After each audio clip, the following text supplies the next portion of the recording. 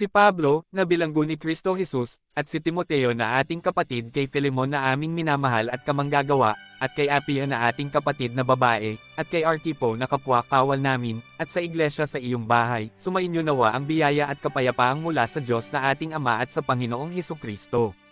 Nagpapasalamat akong lagi sa aking Diyos, na ikaw ay binabanggit ko sa aking mga panalangin, sa pagkabalita ko ng iyong paibig, at ng pananampalataya mo sa Panginoong Hesus, at sa lahat ng mga banal.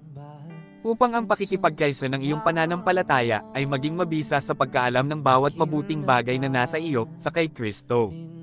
Sapagkat ako'y totoong nagalak at naaliw sa iyong paibig, sapagkat ang mga puso ng mga banal ay naiganhawahan sa pamamagitan mo, kapatid. Kaya, bagamat kay Kristo ay mayroon akong buong pagkakatiwala upang ipagtagubilan ko sa iyo ang nauukol. Gayon may alang-alang sa paibig ay bagkus akong namamanhi. Kung sa bagay akong si Pablo ay matanda na, at ngayon na may bilanggo ni Kristo Jesus, ipinamamanhi ko sa iyo ang aking anak.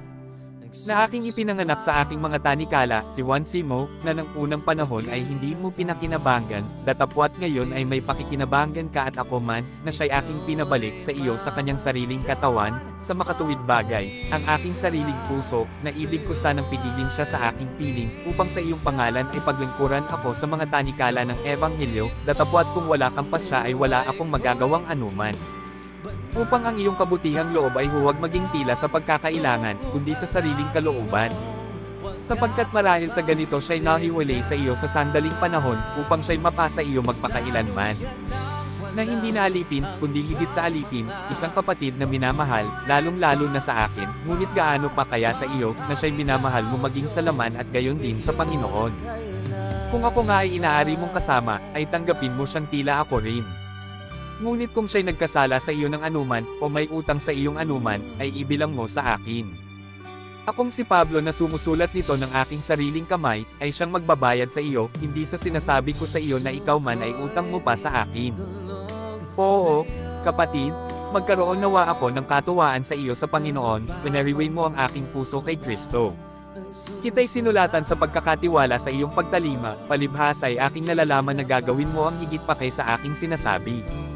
Datapwat bago ang lahat ay ipaghanda mo ako ng matutuluyan, sapagkat inaasahan kong sa pamamagitan ng inyong mga panalangin ay ipagkakaloob ako sa inyo. Binabati ka ni Epaphras, na aking kasama sa pagkabilanggo kay Kristo Jesus, at gayon din ni Marcos, ni Aristarca, ni Demas, at ni Lucas na aking mga kamanggagawa.